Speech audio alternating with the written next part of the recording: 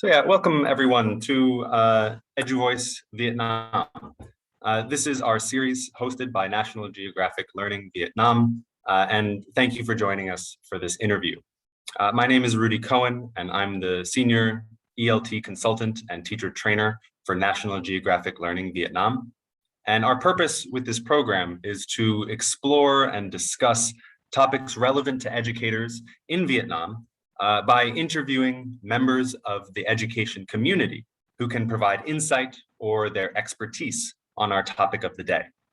We hope to help build awareness and connections between different parts of our community, and there are many different parts of our community: government schools, private language schools, bilingual primary and high schools, international schools, and universities across the country have all expressed interest in this initiative. And we look forward to continuing to work together to build bridges between these different segments. Every 2 months, we focus on a single topic, and we invite our guests to help us explore it. Today's topic is around the theme of teacher professional development, or PD. PD is a regular focus for educators, managers, and education leadership, and relevant to all segments of our industry. Teachers in pre-primary all the way up to university, the education industry is never sitting still.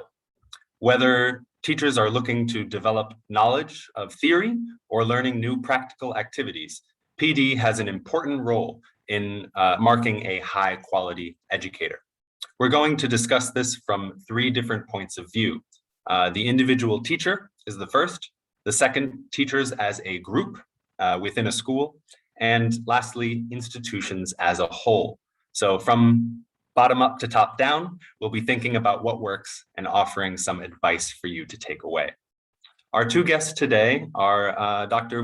Thi Thanh Nha, the Dean of Faculty of English at the University of Languages and International Studies at the Vietnam National University, and Mr. Peter Waters, the Director of Studies at Poly, a private language school.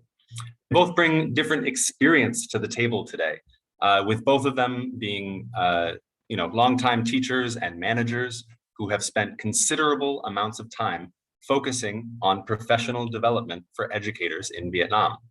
While Dr. Nha comes from a university setting and is active in training teachers through the National Foreign Language Project and in her own programs at VNU, Peter's been involved in teaching, teacher management, and education leadership in private language schools.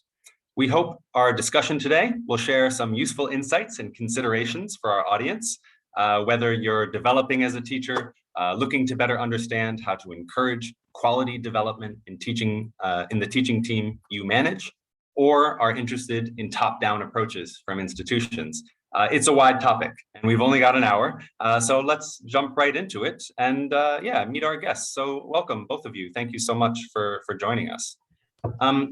As is tradition in our program, I want to invite you guys to introduce yourselves a little bit. So Peter, I'd love to start with you if that's okay. Can you tell us a little bit about your background and how you got to where you are today? Yeah, thanks for having me. Delighted to be here today, Rudy. So I'm from the UK originally. So I've been in Vietnam teaching and managing for over 10 years now. So yeah, it started off, honestly, I wanted to travel the world. I wanted to do something a little bit different, and Vietnam and the ELT profession really kind of sucked me in, and 10 years later, I'm here and I'm still loving it.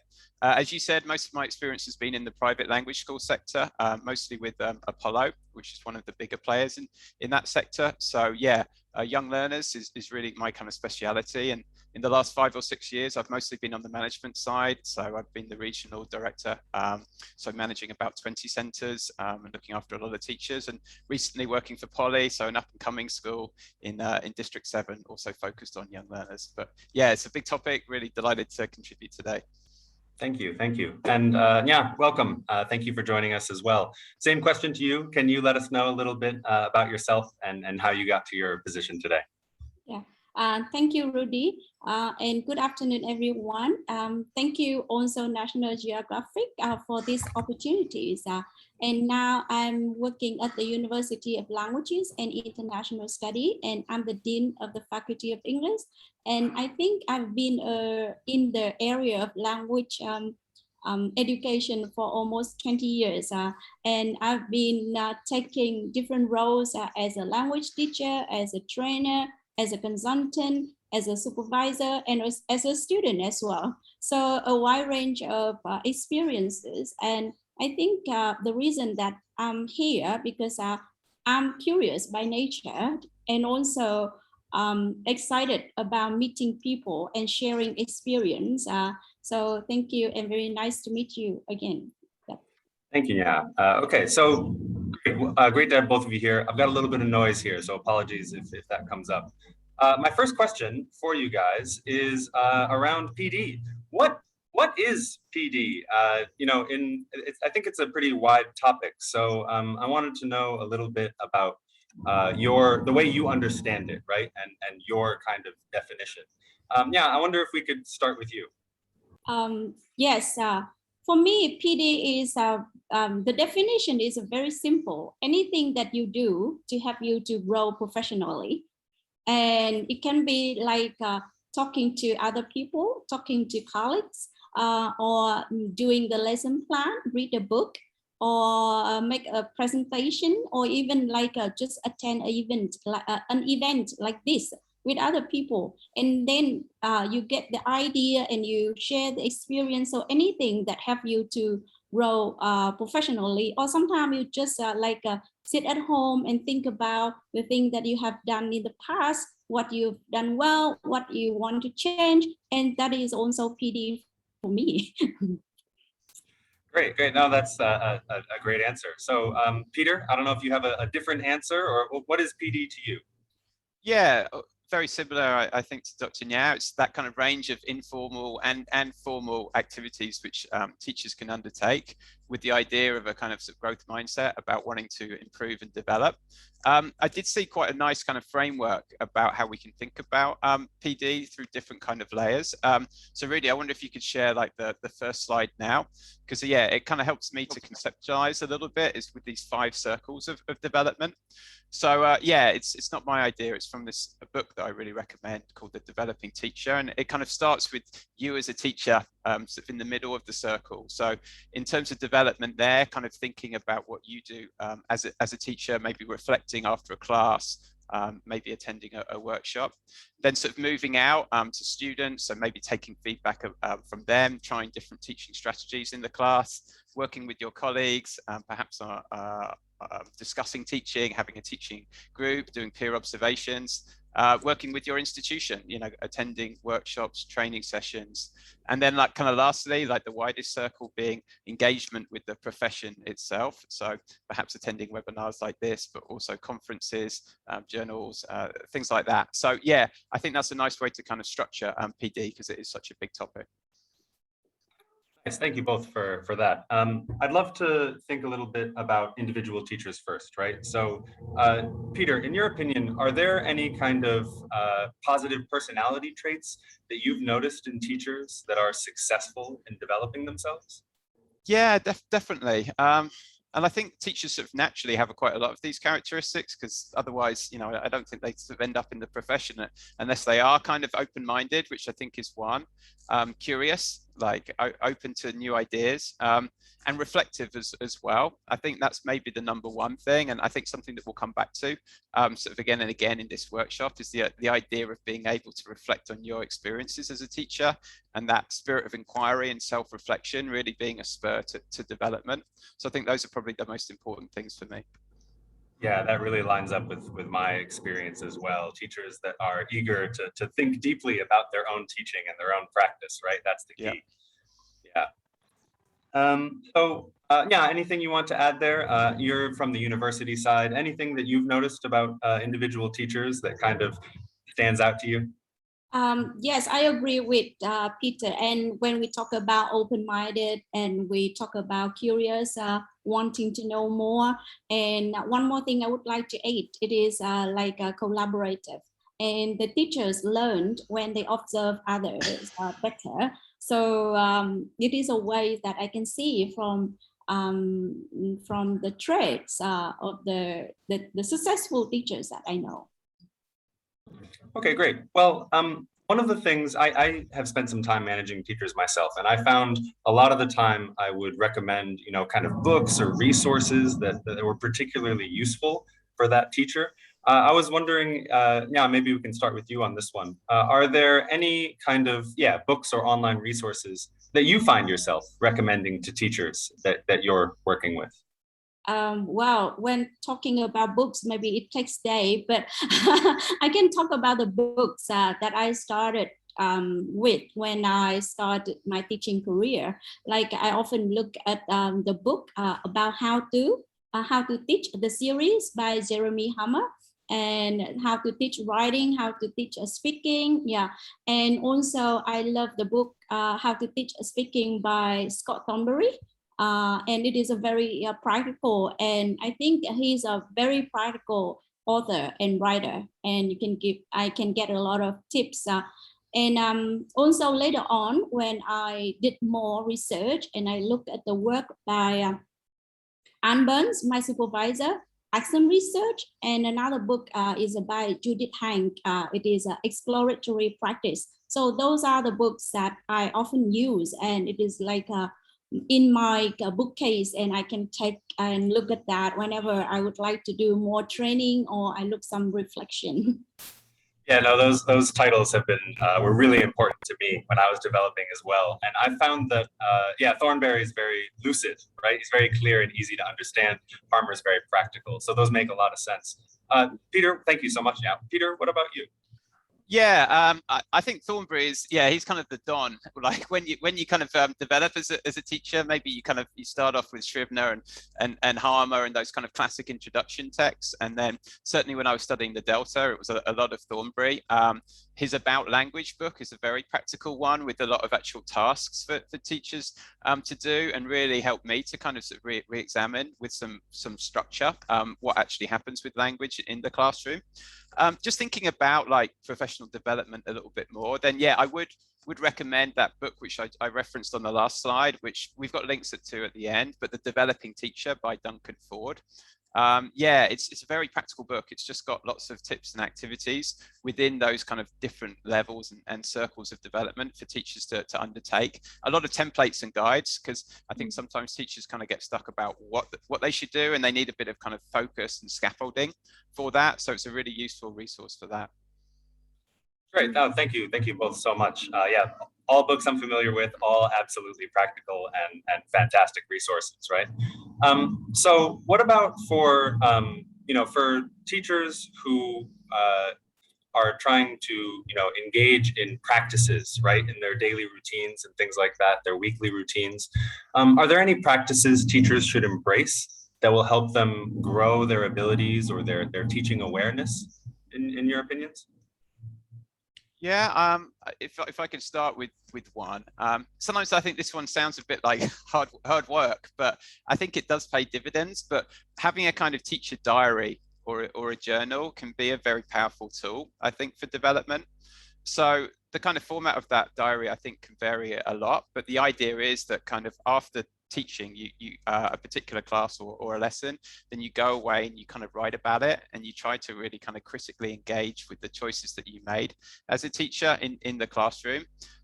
It's something that can be done on your own or collaboratively and shared. And I think that process of writing it down and evaluating it can be a really kind of crucial kind of spur to actually consider the lessons in a lot more detail, and can prompt a lot of development. And I think questioning your own kind of assumptions and deconstructing your own teacher identity can be an important practice for teachers to follow. Yeah. Yeah. Yes, I agree that like a teaching diary, that's a great way of reflection and think about what works in the classroom. I strongly agree with that. And I think there's another way that I myself find useful is like find a mentor or a role model. Yeah. So it's like a very experienced teacher or the one in the field and who is considered as successful, effective, and then I just like try to learn from the conversation or from my own observation of my role model. So this is a way that I find useful and practical. Finding someone in your environment, right, who's yes. on the ground with you is the Yes. best kind of person to be a mentor, right? Sorry, Peter, didn't mean to cut you off there. No, I was just thinking whether it's better for that mentor to be in the institution or outside of it, because I kind of had experience in both, and sometimes it's great when you're like a new teacher and someone at your school is kind of set as your buddy or your mentor, and that can be a very formative experience. But I think there also can be some advantages if you find a mentor who exists slightly outside of your context, and therefore the same kind of like power balances and relationships with the institution don't necessarily apply. Someone that you can kind of go and take the problems and sometimes complain about what your school or your institution might be doing, or something from the outside. I think that can be a really a powerful person to have contact with as well, but not always necessarily easy to find those people. But I think there are kind of organizations and ways that which you can search for mentors as well. Yeah, that's a good point to make.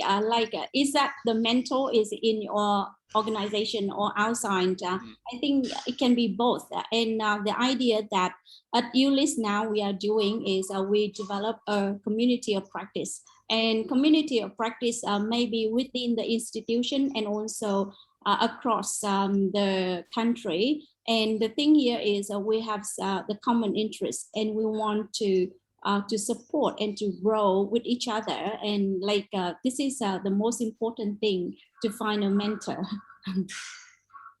I'm so glad you mentioned community of practice. So can you tell us a little bit more? What does that mean, community of practice, in your opinion? Yeah. It is a very popular concept now when we talk about professional development and community of practice. So you can see there's two parts. Number one is the community. So it refers to a group of people who, and here can be like a group of teachers or a group of educators, or the people working in the same institution. And the other part is a practice that you do something together.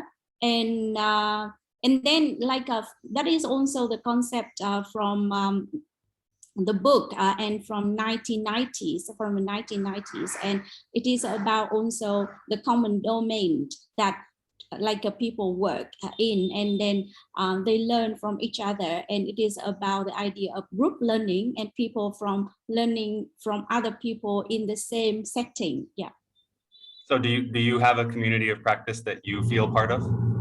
I think I have several. I'm a fan of National Geographic. Yeah. So look at the book and look at the series and the support. That's one community. And the other one is at ULIS.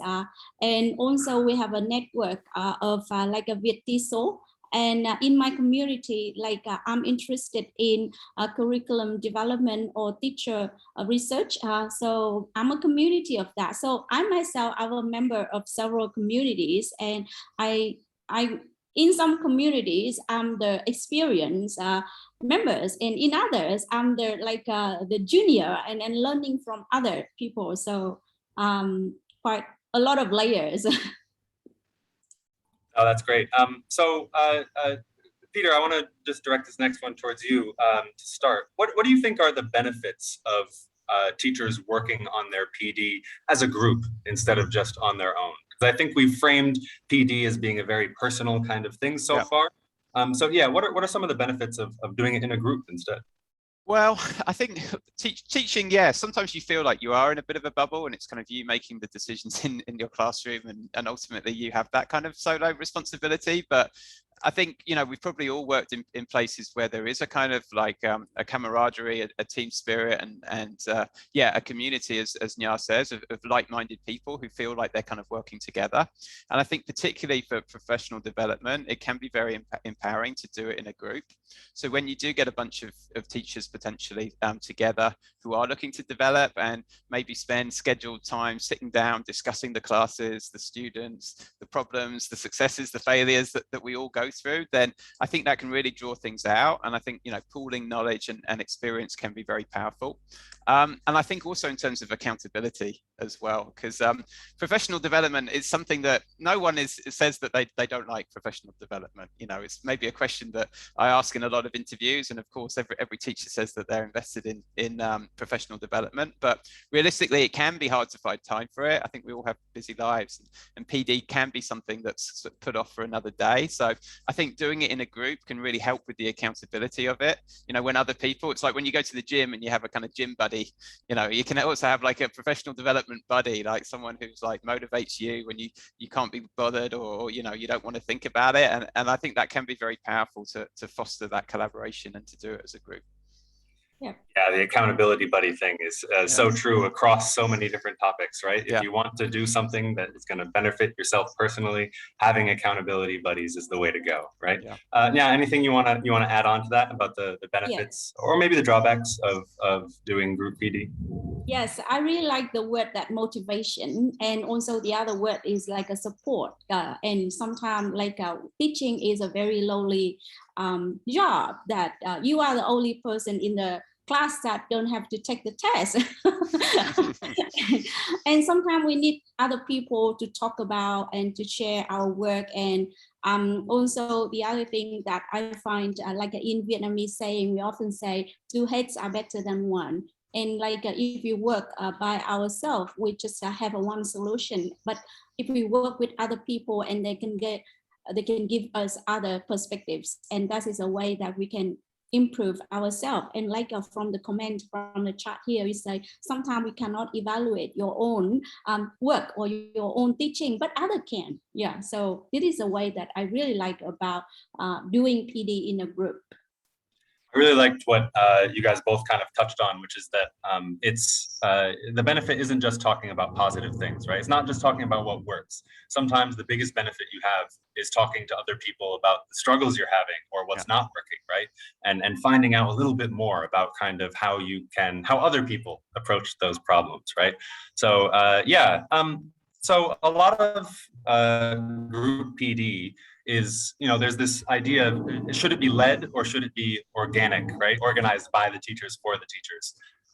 I think that teacher managers, this is a big topic for them. So do you guys have any advice for teacher managers on how to effectively organize PD for their teachers? Yeah, maybe we can start with you on this, if that's okay. Yes, I must say with teacher managers, my recommendation is like look at the model of community of practice and look at like some elements, people in a group, like some are experts and some are like just novice. And then the other thing here is like we need to give them the task.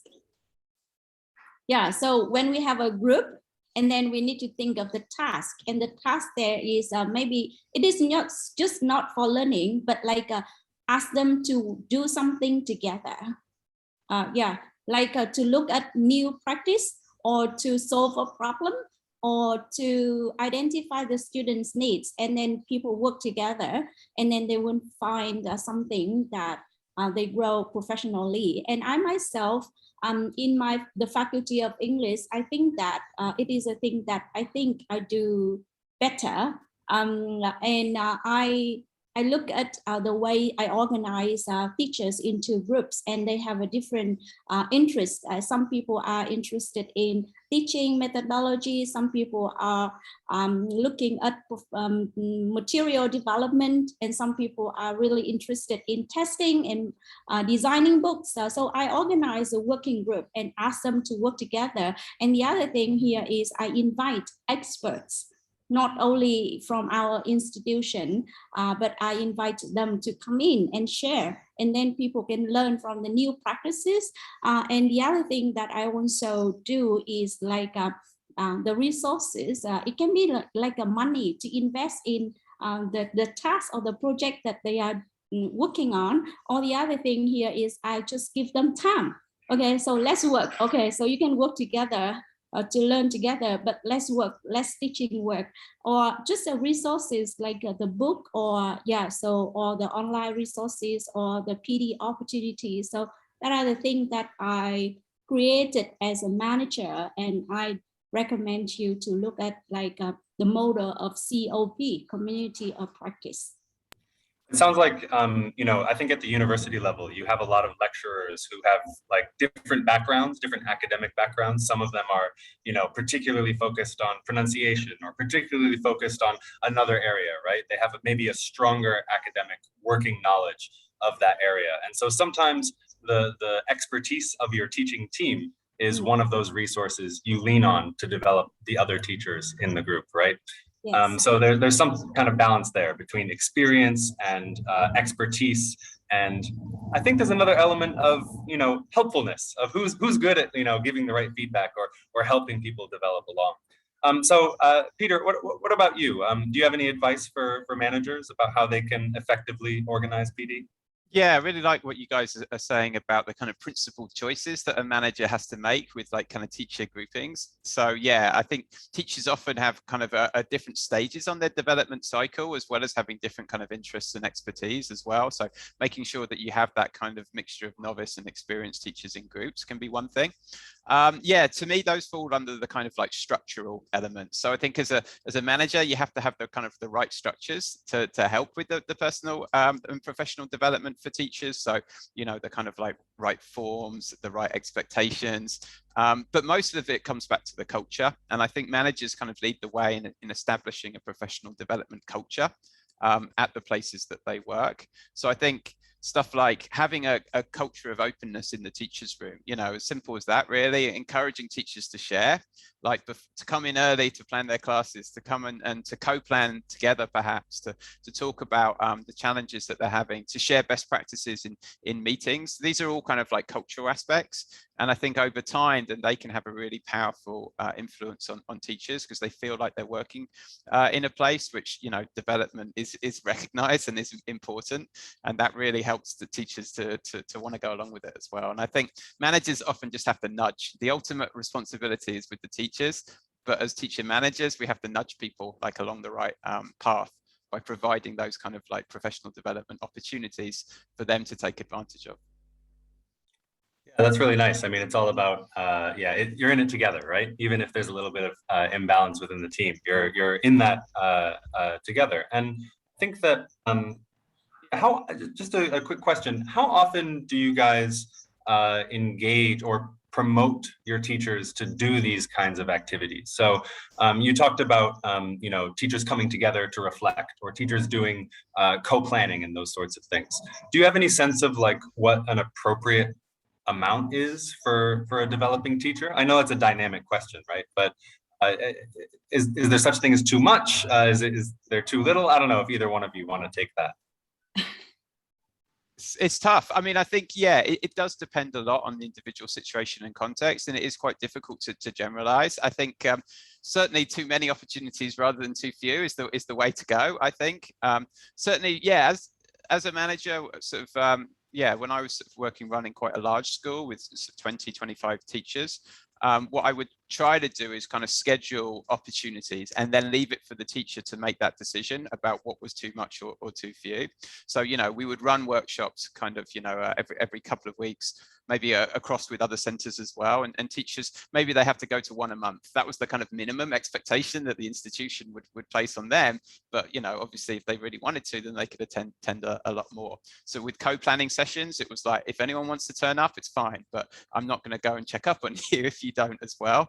And I think that balance of top down and bottom up, whether it's led by the institution or led by the individuals, is a fine line. But yeah, I think it's about creating that space for development and then letting people run with it. Thank you so much, Peter. It's really, really good answer. Yeah, do you have anything to add on to that? Yeah. I'm just like thinking about the concept of much, and it is a very, how to say, perspective. It's like when I talk to my son and he say playing video games for 1 hour is too little, and for me it's too much. But the same thing, and I think that it is a much or too little. It depends on like how you like it. Yeah, so some teachers, they really like to have more time with PD, but some other teachers, they think, okay, that's too much. That's a lot of pressure. And I myself, as a manager, and I just think like we should like allow like two approaches or some kind of compromise. And I do schedule the PD events in my faculty, like over the year and also before the school year. And like the time that for the national conference. So we do have a lot of events around that.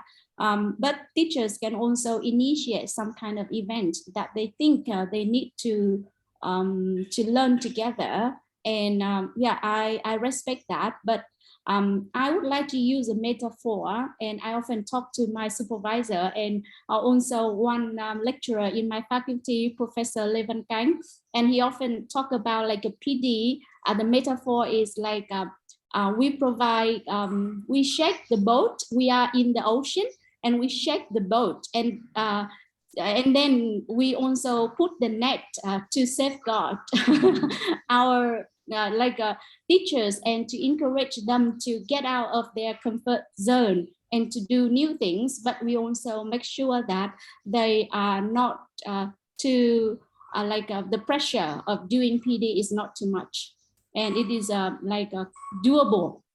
Yeah.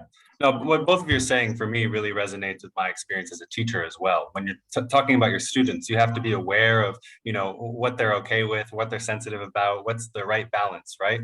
And only the teacher knows the students well enough to really say what that balance is.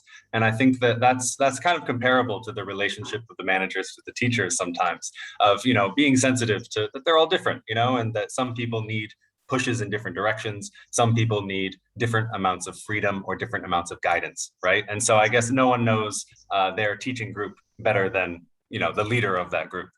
So no, what you're both saying very much lines up with my own kind of beliefs there. What do you guys have any recommendations for kind of tools or rubrics for groups of teachers to plan, implement, or evaluate their PD? Anything kind of practical you guys can share with us about organizing it? Yeah, I think there's a few different kind of tools that you can use. I think Cambridge have a teaching framework, which I've found quite useful. So it has kind of different criterias and ways to assess as a teacher where you fit on the kind of spectrum of development, with language awareness, with professional development itself, and with lots of other aspects. And I think it's a useful rubric or a starting place for teachers who want to kind of evaluate where they are in terms of the wider profession. Yeah, the second one I want to talk about is a kind of like a model of reflective practice. So yeah, if you could bring up the slide for that, Rudy. This is something which I think is a really useful kind of scaffolding tool, again, for teachers who are thinking about maybe doing some kind of action research and thinking about their own classes in detail, and hopefully like sharing it with other teachers as part of that community of practice. So it kind of starts with a description. So maybe you've tried something in the classroom and you go down and you write about it, like what you did, and then you talk about like your emotional reaction to it, like the feelings that it generated, maybe how the students reacted to it as well. And then you attempt to kind of evaluate, so what went well and what went badly from your point of view about it. Then the analysis section is a kind of an attempt to place it into a deeper context and to extract some meaning from it. So what does kind of theory maybe tell us about what it is? Like, why did things go well? Why did things go badly? And based on that, you come to some kind of conclusions about sort of your teaching practices, which then you use to feed into an action plan, which kind of goes back into the classroom. So it's a cyclical model that both begins and ends with teaching practices. And I think it's a useful tool for teachers, like to actually go and conduct action research. And I think a lot of professional development should be done in the classroom. You know, it's not just about reading sort of theories about it. It's about kind of experimenting, that kind of curiosity in the classroom about what works and what doesn't work, and kind of critically thinking about that. It's really nice. It's kind of the ultimate context, right? It's very, very contextual approach to, you know, it'll match with what you're doing actually in your class, because that's the basis of it, right? So no, that's a really useful framework. Anything to add there? For me, I think I would look at the framework like from the administrative side, and I often have the mentor form. And like for some staff in my faculty, and then they need to have a plan for like each year or every 3 years, and then I ask like what you want to do in 5 years and what you want to do next year, or what you want to do this year. And then I look at like some forms to ask the teachers to plan their PD and their like how to say their profession, their career as well. And another kind of form, the formula that I myself, I use it for myself only, like I have the formula of 2 + 1. And it's like a 2 training events for the thing that they are doing, and then 1 training event for the things that they haven't tried before. Yeah, so I often ask them to do that. And if they don't do that, I will plan and I put the events in the structure to make sure that we do something new every year. I really like the idea of the PDP, the kind of professional development plan that Nha mentioned. I think it is really crucial that teachers do spend some time kind of mapping out like what their goals are, like what their needs are, both in like a kind of 3 months, 6 months, 1 year, 3 year, even about where they want to go, because it can be a bit unfocused at times. And I think it's kind of like a quote that 10 years experience isn't the same as doing like 1 year 10 times.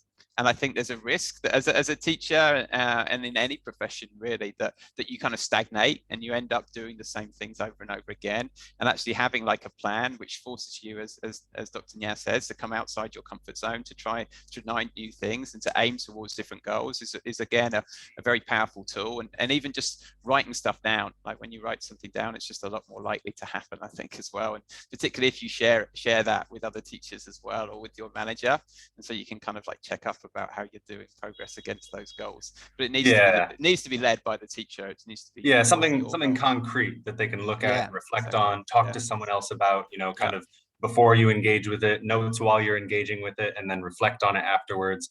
And there, like you guys say, there needs to be a balance between short-term and long-term. Short-term goals I would think of as being like 6 weeks or 2 months, longer term goals being more like a year or 2 years. And so there's definitely, every teacher is different, right? Like we've said, but there's a balance to be struck there between those shorter term, very practical considerations, reflective practice considerations, and those longer term, maybe larger, more ambitious PD goals for individual teachers. Okay, great. Well, one question that I want to quickly touch on before we move on is about peer observation. So I skipped over this question by accident. So what are the benefits of peer observation in your opinion? Is this a technique that you're kind of familiar with? Or maybe we'll start with you on this one, if that's okay. Sorry, start with me. Yeah. Yeah. Okay. So peer observation. I think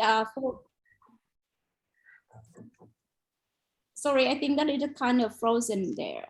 Sorry, if you can hear me, go ahead. Yeah, that's okay. Okay, yeah.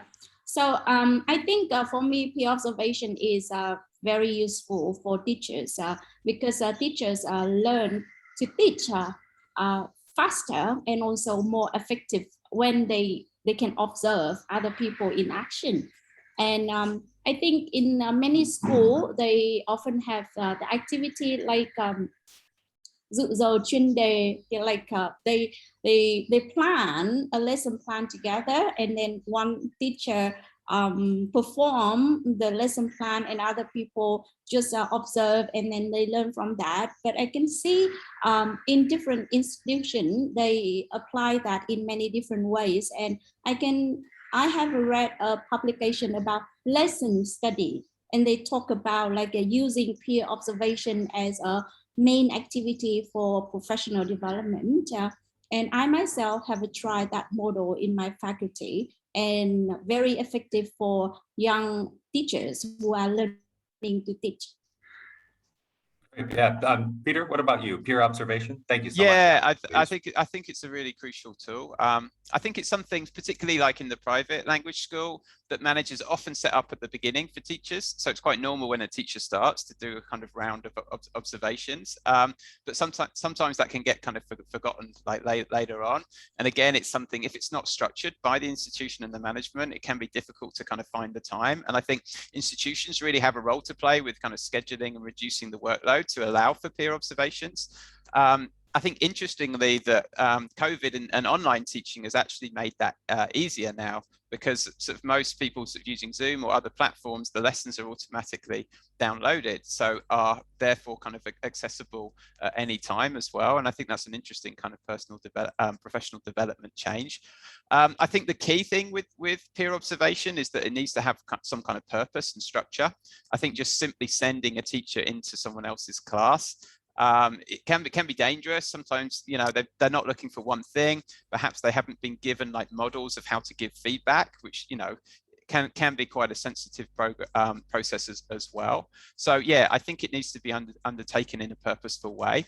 One little practice that I found very useful with peer observations that actually one of a manager that I worked with tried, and it worked really well at her center, was that each teacher identified what their strengths and weaknesses were, and then kind of put that on the notice board in the teacher's room.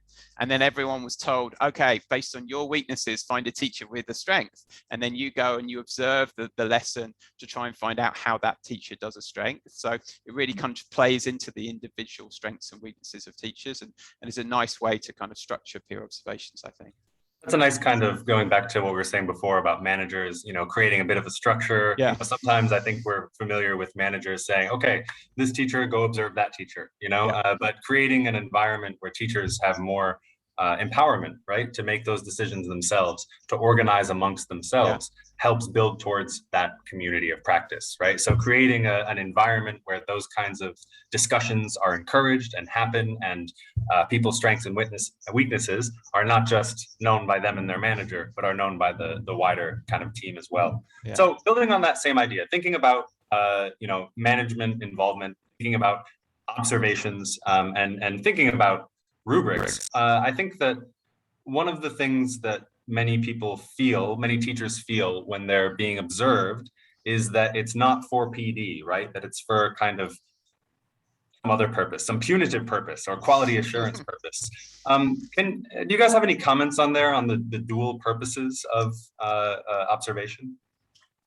Sorry, yeah. If I could just quickly say first, from my point of view, that yeah, I think there can be a lot of tension between those two competing factors in my experience, because, you know, institutions also do have a responsibility for quality assurance and for, you know, making at least some kind of judgments about whether teachers are making the grade.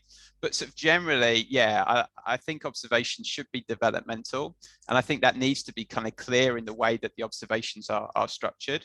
And I think one way to do that is to make, you know, what I've used kind of the terminology before, like a formal observation, one that happens maybe 1, 2, 3 times a year kind of maximum, and one where you kind of like the teacher becomes very invested in that process.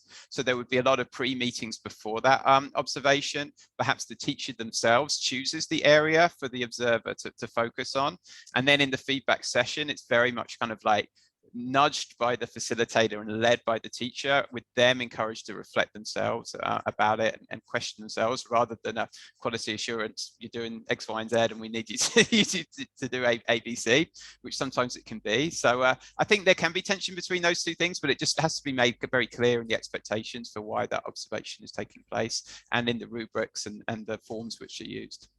Yeah, I've always found that having the teacher go first in those post meetings, having them kind of say, well, we've got reaction. How do you think it went? Yeah, exactly. That's a really kind of useful first place to start with those conversations, because you can find out if the teacher was aware of the same things that you noticed, right? And the same, you know, strengths and weaknesses that you noticed as well.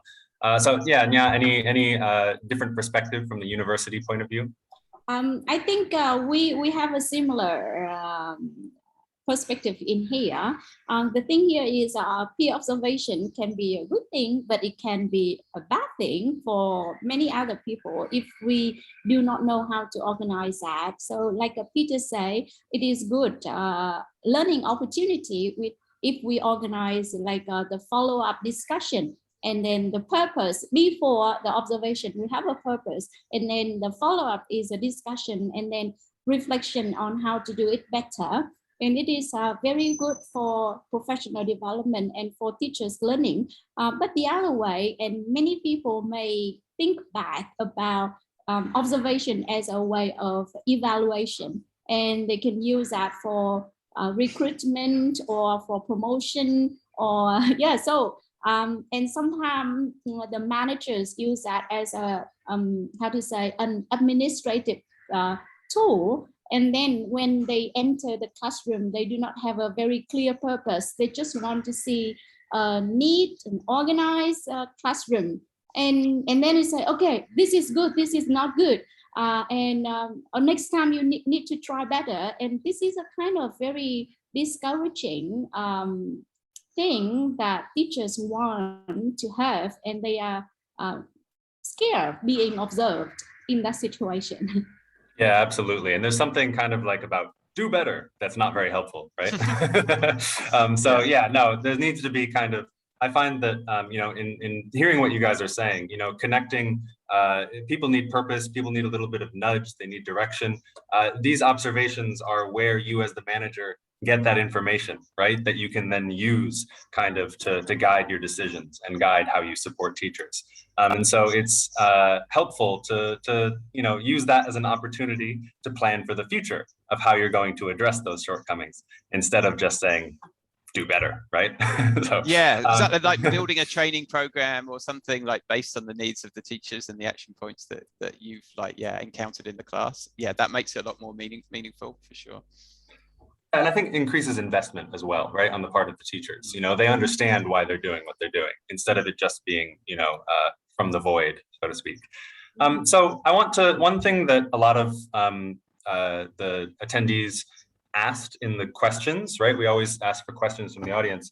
Many of them were related to online teaching and the current situation with COVID.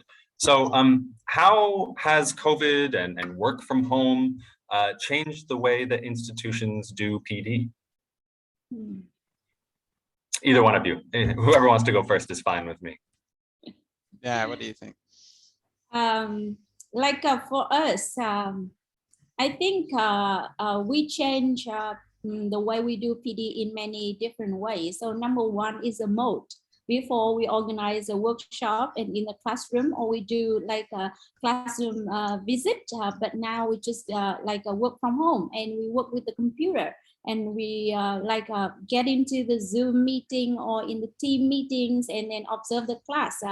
And also the materials, we change a lot. And before we use a book or like a paper handouts, but in our faculty, we use now we use e-learning and LMS, and we use other tools like the forms or Quizy or Kahoot. So I think that it changed a lot of things. So that's why the content of the PD also have to change.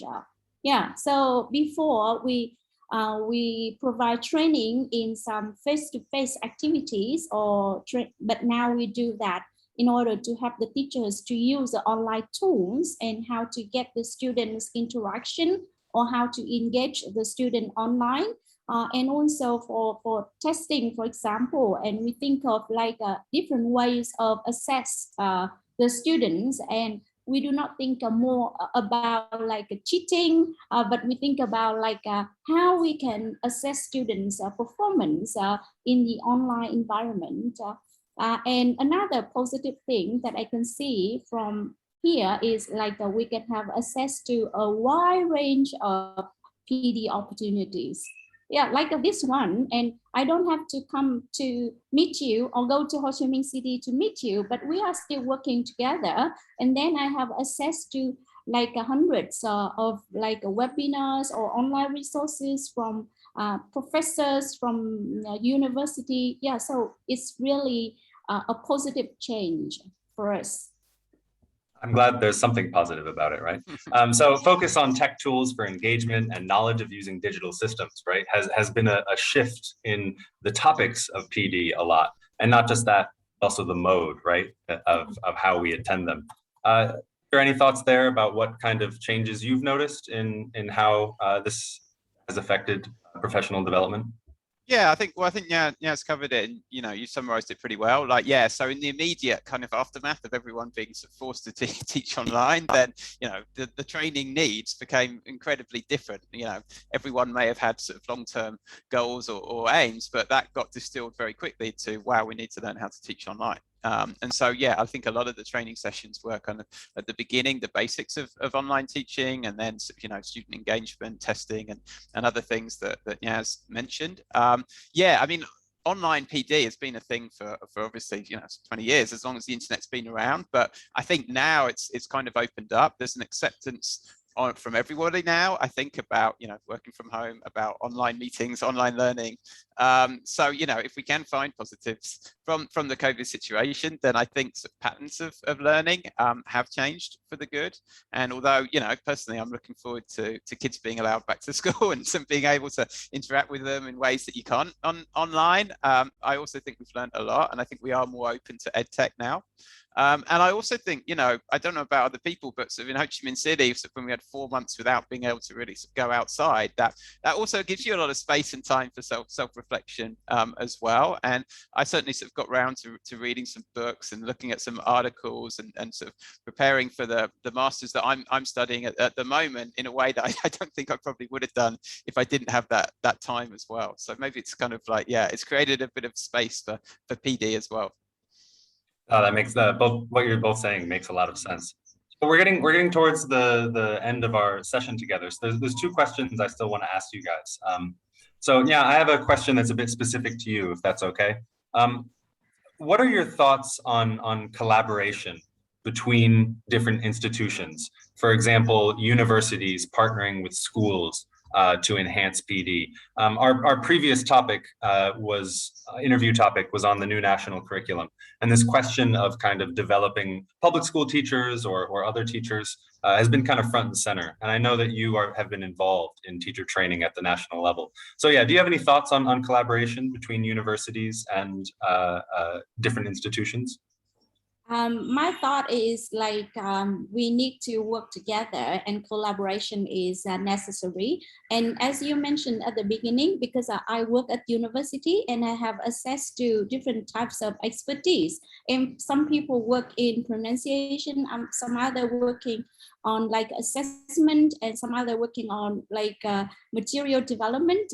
But for school teachers, and because of the number of teachers and their main duties, like teaching or marking or working with students. So the resources that they have, and also at university, we have access to the library and like conferences, because that's a part of our job.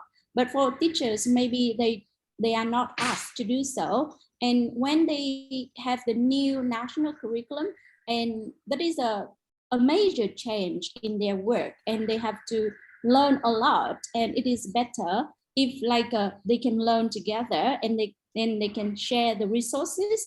And as we come from university, I'm not saying that we are going to teach. I'm not saying that, because I myself we need the new context to see how the new curriculum is working in the real context, and how teachers or how students are interacting with the new change or are engaged in the new change. And I myself, I would love to collaborate with school teachers to see and to reflect on that process. And I'm very happy and available for any like a possible collaboration. For ULIS, we also offer a series of workshops for community of practice. And if you look into our website, or also connect with like a Chi and Rudy, and we can have a network of support for teachers. That's really interesting. I think that, when we thinking about the national curriculum, there's a lot of changes happening, right? Moving away from more traditional language teaching. And so I think that both universities and private language schools, there's a real opportunity, because I think both of them have focused a lot on 21st century skills, communicative language teaching, helping students, kind of develop in these areas that the national curriculum is leaning towards. So I think it's a ripe example of future opportunities that are much like this purpose of this show, right, which is connecting between segments. So, okay, a last question for you guys. Are there any training opportunities in your area that you encourage teachers to attend or encourage managers to share with their teaching teams? You guys are on opposite sides of the country. So Peter, maybe I'll start with you, if there's any that you particularly recommend. Sure. I mean, I think a couple of them are kind of on slides at the end, but yeah, one I want to mention in particular, it's called Star Teacher Training. And it's a guy named Will, who I know pretty well, and yeah, he runs workshops. He also writes articles. He's got his own web page as well, and he's made courses, but he really focuses on the kind of public school niche, which I think sometimes can be a little bit forgotten, and I think can be the most challenging environment, with the large class sizes, sometimes with the students that you don't know as well. But yeah, he runs brilliant training sessions focusing on classroom management, engaging kindy. He definitely comes from that kind of communicative background. So like, how you can do whole class and pair work and group work activities, even when you've got 43-year-old kids in a public school classroom. He's brilliant at that. And the feedback, whenever we've had him as a kind of guest speaker or used him, it's been very successful. And the other one, which I want to mention, which is not a Ho Chi Minh and not even a Vietnam-based one, but is a conference called Cam TESOL, which some people might be aware of. The CAM is from Cambodia. It's in Phnom Penh. Normally they run it every year. Obviously COVID prevented that, but they're hoping to run it in February 2022. Yeah, it's the biggest one in the region, and it's a fantastic chance for people to kind of come together and meet people from all those different contexts, to make network connections, to get input, and potentially even to give presentations. I know some managers who've gone there for the first time and actually kind of presented at a conference, which is a great professional development step in themselves as well. So yeah, we'll share the link later on about how you can sign up, but would love to see some people there next year. Yeah, no, I was very disappointed when it was canceled. A few years ago, I was gonna present myself or attend myself, and so I was like, do it next year, really. We'll see. If I'm available, I'd be happy to. I'd love to. I've always wanted to go, never been able to. Cool. So yeah, what about you? Anything in your region in Hanoi that you'd recommend for teachers or managers?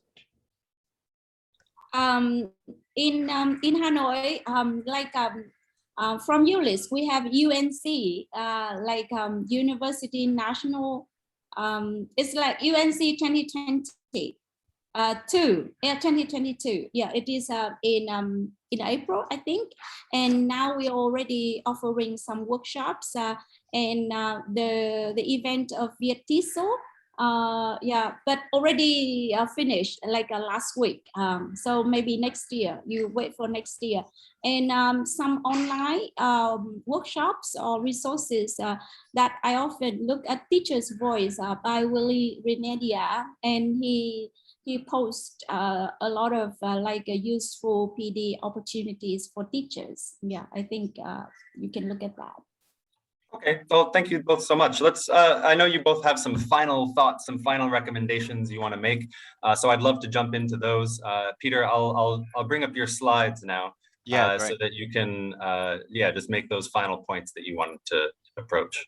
Yeah, just kind of four takeaways here, obviously sort of on the screen as well. But yeah, a kind of reiteration, I guess, to start, that what I think we all believe, that in the end, that professional development does come down to kind of the teacher, and to be really sort of proactive about it, because I don't think a one-size-fits-all kind of approach to PD does work, because teachers do have different needs, and it's kind of your future. So to really kind of look for those opportunities, and I think obviously this is a self-selecting group of teachers who are already kind of interested in PD, and that's great as well. So really, yeah, to kind of continue taking that initiative and responsibility.